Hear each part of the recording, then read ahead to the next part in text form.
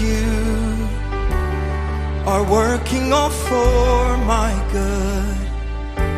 Though I've not always understood, you are faithful, always faithful. You are faithful, always faithful.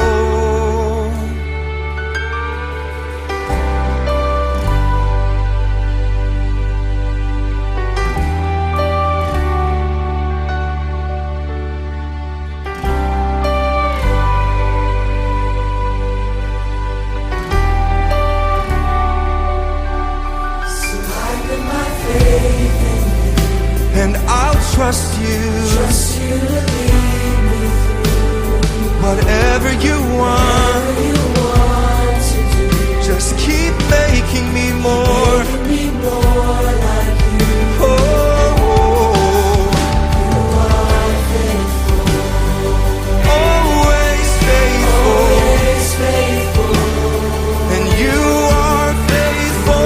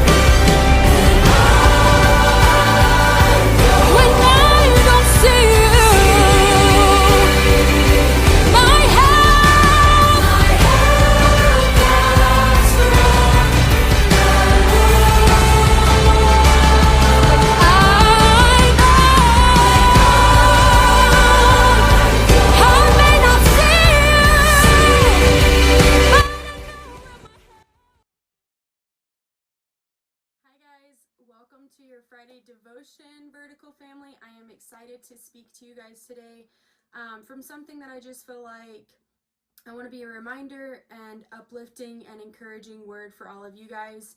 I've enjoyed the devotions we've had the last couple weeks and the church services we've been doing online. I'm so thankful that it doesn't matter where we're at or in a church or not, we can be in our homes and we can still feel the presence of God so strongly. I hope that you guys are feeling that in your homes and that He's moving in your midst the past couple weeks. And I know we felt it in our house and as we've been live recording, and I felt it throughout the devotions that we've been hearing the past couple weeks from all of our ministry leaders here at Vertical. I'm very thankful that all of them took the time to set aside and to film something for us each week. So I just want to kind of talk to you guys about something that I'm feeling. I'm excited about this coming Sunday and another week of live stream, and I am excited that we're also going to be doing a virtual lobby, so I'll get to see a couple of you guys' faces. As we go through today's lesson or devotion, I'm going to give a list of 5 or so things to take away with you. As we hit the certain points, I'll expand on them a little bit more and I'll tell you what those are.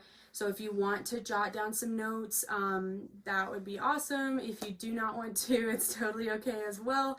But I'm going to go ahead and start my devotion here. I just want to talk to you guys about a subject of the title, No Rain, No Rainbows. I saw this quote. It was written on a graphic a couple of days ago.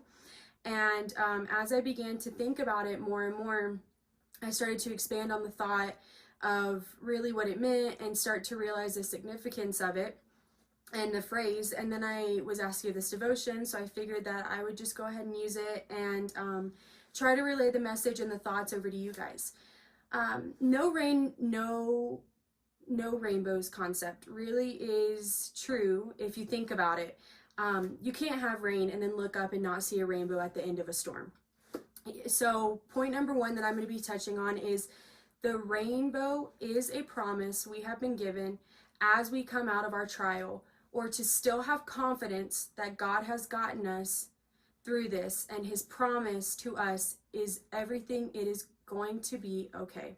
So I'll repeat that. The rainbow is a promise that we've been given as we come out of a trial, or to still have confidence that God has got us and it's his promise that everything is going to be okay. And whenever you think about that, you think about every time I feel like everybody sees a rainbow, they think, oh, like, you know, it's so pretty, like, that's our promise. And it's just really the first thing that clicks into people's minds, I feel like. So for me, that's the significance of the meaning of a rainbow. It's the promise that we've been given. It's the confidence that we've been given that whenever we look up, everything's going to be okay. Whenever you see a rainbow, you don't see another wave of rain coming your way. You think the day's clear, we're good to go. So oftentimes we can worry ourselves when it will end and how it's going to be, and really that just does us no good in the end. I'm going to point out just a few highlighted stories in the Bible that we hear about that saw their rainbow at the end of their rainstorm. The first person I want to bring up is one of the most classic stories we hear about in the Bible. I bet most of you already know his name before I can even say it. And that's right, it's Noah. Noah was the first to see the significance of a rainbow as a promise. In the Bible, that promise was that God would never flood the earth again. Now, before I dive into all the promises in the Bible revealed, I want to say you don't have to see a distinct rainbow like Noah did to know it's the end of your trial or hardship. You can simply just know that God is holding his promise for you. He will send a sign in the appropriate amount of time. Each person's trial is different. Each person's hardship is different. We're not all going to hit an end point at the same time. We're not all going to hit a starting point at the same time. So we have to remember, even if we don't see a actual literal rainbow in the sky, that our promise is there and our end is coming, and this is the finish to our trial. So I just want to go through and just say we have to be patient. We have to be submitted in the waiting. When we read back on the story or start to think about Noah's life, we see how God gave Noah the order to build his ark. This comes in Genesis 6:14, and it says, "Make thee an ark." This is at the first of the verse. That's how the verse begins. It states that. But if we look back a couple verses to Genesis 6:3, it says, "And the Lord said, My spirit shall not strive with man, for that he also is flesh, yet his days shall be 120 years. Wow. 120 years. Could you imagine starting something and knowing it's going to take 120 years to finish something? Like, I can't even fathom that. I know most of you can't. Could you imagine the faith and perseverance that most of us can't even wait or have patience enough to possibly build your 35-piece set swing set in the backyard that your kid's been begging for, or the garden that you've been saying you're going to plant for 3 springs now, or to even in this season wait for your DoorDasher 15 minutes, or to wait 13 minutes for your cookies to be done in the oven and to not question the person not helping you. And you might question the person that's not helping you build that playset. You might question the person who's not going to help you build that garden. You might want your delivery man to get there faster, or you might want to figure out a way to speed up the oven. It's human nature to get a little bit impatient, maybe with ourselves or others. Oftentimes, we might be mad at our employer, or at a coworker, or a spouse, or our kids, or our parents, to the point that we might want to challenge their command to us. But what we often forget is the end result of a promised rainbow that they see coming. We might not see the end of that, but that doesn't mean that it's not there. Historians believe that the time frame we were given for the ark is somewhere around 55 to 75 years in the time it took to build the ark. That's a long time to be fully committed to something, to see your result 120 years later, and with keeping your patience and commitment to something and your faith, to see the reward of one rainbow after all that time span of just rain, and to hear the promise that the earth would never flood again. That's a statement in itself. Just to be that committed to something, that you would stick it out that long just to hear the end result of, wow, my promise is here. It's actually come to pass. I can only imagine how Noah felt when he got past that whole season and saw the rainbow in the sky, and it was just probably a sigh of relief for him. Another example that we think of is Moses. He wasn't a leader at first, but then recognized in how in time another lifestyle has been changed. Recognize how he becomes submitted to God. He leads the Israelites through the Red Sea. The children of Israel, they were in the wilderness and ate manna for 40 years. But in that time, God gave Moses the 10 Commandments. That's one of the greatest things that transpires in the Old Testament. I bet Moses didn't think when he was a baby and found in a basket going down a stream that he would be the one to receive the promise of God's commandments on his shoulders.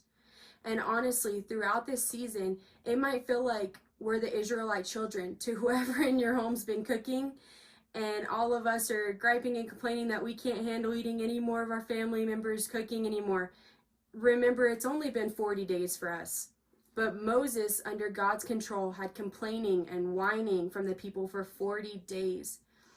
But let me just remind you that once more, a rainbow broke through when the people changed their attitudes and continued to submit themselves. And then they marched the walls of Jericho to then see their promise of the promised land. That's another just great story that sticks out in the Old Testament. Another one that we're going to hit on is everybody always takes a look at the life of Job. He's one who had to literally fall and lose everything, but learn patience to see his rainbow of promise in the end. Another is Jonah in the city of Nineveh. It's another story we read about all the time from the book of Jonah, that received his promise after literally getting over his own desires long enough to be swallowed by a fish and understand the importance of his promise. The second point I want to hit on today is our attitudes and submission can be what affects the changes of our promise, of our rainbow in the end of our trials. So our attitudes and submission can be what affects the changes of our promise, of a rainbow in the end of our trial. And we don't think about that a lot of times. We think everything will just be fine, I'm just cruising along. But really, whenever we think about it, our attitudes and our submission to authority, to God, can be what affects our promise in the end. And I know that I want my promise to be one that's amazing and higher than I could ever think of. But we might think sometimes that we're the only ones who ever experienced doubt, ever experienced hardships, or have seen the rain over you. But if you look back on these few examples that I gave you of Moses and Noah and Job and Jonah, and just these biblical characters who came through the rain, and they all ended up with their promise. But some of them, it took them a while to get there. I want to relay these examples a little bit more to us personally. I miss all of you guys, and I'm so excited to see you all, hopefully in the near future. But that is simply because I miss social interaction, and I miss being face-to-face with you guys, which is a little bit selfish of me. But it's really not, because I'm not upset or sad that we're not in the church, or we're not currently where we want to be, or we're not in a building and being together every week, because he can reach us wherever we're at. We cannot hold on to our own selfish thoughts of this, or if this happened, if that happened, or let ourselves get close to becoming the children of Israelites and claiming their mentality into our lives. Point 3 that I want to just point out throughout this is we must remember our rainbow, our promise. We must become a Noah in these times. Out of all the people that I listed above, Noah from the beginning was full of faith. He let people mock him. He let people doubt him. Moses, it took a while to become a leader. Jonah, it took him a little bit to realize where his calling was. Job, it took a lot to realize where he was supposed to be. But Noah was full of faith and certain that God will make a way and we will see our promise. Like these, which I believe I already believe that this is here. I feel like we are already in the midst of revival. We're not waiting for it to happen. I feel like it's already upon us. We have already received our promise in this time. I believe one of our main missions as Christians is to reach the world, to preach the gospel. I'll just say that I've already observed, and I guarantee most of you guys have as well, that people are more interested and stirred and hungry in this time than ever before. I'm starting to think that maybe our social media is our biggest asset in this time and not our enemy, because that is where everybody is living right now, and that's where they're getting the truth. It is our rainbow through this time. It is our time to reach people now more than ever. Whenever we used to see people and actually have face-to-face conversations, they weren't even as interested as they are now. Point 4 that I'm getting to is now is when we truly have to do the real work for our personal spiritual walks and personal relationship with God, and that's when it needs to go into effect. Noah was on the ark isolated, but still was seeking for God. Moses was in the wilderness and on the mount, but still seeking for God. Job was in his version of an unknown territory, which many of us are, but he still sought after the face of God. Jonah was inside of a fish, but still sought after him. That's one common thing that all these men have among them. What more do we have to do to wake up and realize that we need to become the Noahs of now? The 5th point that I'm getting to, now is our promise. We should be at our peaks with the time that he has granted us and the capability we have right now to devote ourselves to the word and to prayer and to fasting. Now that we have more time on our hands, because before it was always, I'm busy, I'll get to it, I don't have time, now's not a good time. Well, now is the promise, and now is the rainbow, the time that you've asked for and he's granting you. Use it to your advantage. He is not here to see us fall or fail, but he is here to lift us up and to see us succeed. I hope every one of us realize and take advantage of this opportunity that I believe God's given us in this time, because he does not make mistakes or test us when he knows we cannot handle the situation.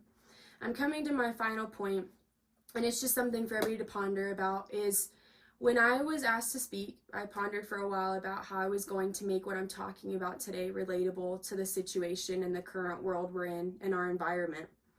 And then I began to think about all I knew or know what life was before this pandemic. We all know what it was like before. But my major question is, why are we begging to go back to what was before when his promise is in front of us? We are not defeated or cast down because of the world and what they say, but through him we are alive, we dwell, and we have our being. As I close, one verse that stuck with me over this time is from John 16:33. It's, I have told you these things so that in me you may have peace. So I have told you these things so that in me you may have peace. Peace is what he's striving for here. If God wanted us to fail, he wouldn't want us to have perfect peace in his promises of what he is reassuring us of. The rest of the verse says, in this world you will have trouble, which is what's currently going on. We know that this world has trouble. We know that we're experiencing rough times, but we should still have the peace that he's placed in us. And the rest of the verse finishes with, but take heart, I have overcome the world.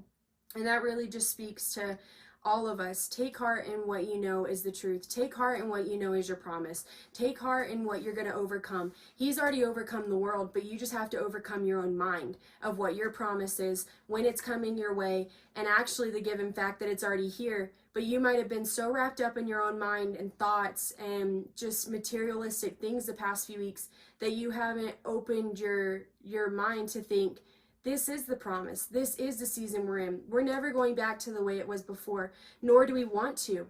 We don't want the past. We want what he has lying ahead. We want what he has lying in the future for us. So I hope somebody was encouraged by this today. I hope you guys take this and think on it. And I am looking forward to seeing you very soon. I just want to end today out in prayer. And I will finish here with prayer if you guys will all just pray with me. God, I ask that you would just move in our homes this week. God, I ask that you would just reassure us of the promise that we already know is in our minds. I ask that you would not let fear or doubt block our minds anymore, but that you would open them, God. I ask that we would start receiving positive thoughts. I ask we would start receiving what our promise is in you, that we're not discouraged or down, but that we're dwelling in you and that we're alive in you this week, God. I ask that you would help each and every person in their homes that's watching today. I ask that you'd encourage them, lift them up, let them know that we need to be the Noahs of today. Give them faith, give them strength, give them confidence to last through the rest of this season. Because for now, it's just a season, but you've overcome the whole world, and we know that we're coming out on top in the end of this. We know that there's a promise lying ahead. We know that there's a rainbow coming our way, even if it might already be at our door and we just haven't realized it yet, God. I ask that you'd open our minds this week. I ask that you would just give us a clear path and vision, and God, I ask that you would just help us. If people are feeling discouraged today, lift their spirits. Let them know that you're there with them. In Jesus' name I pray. Bye, guys. Have a good week.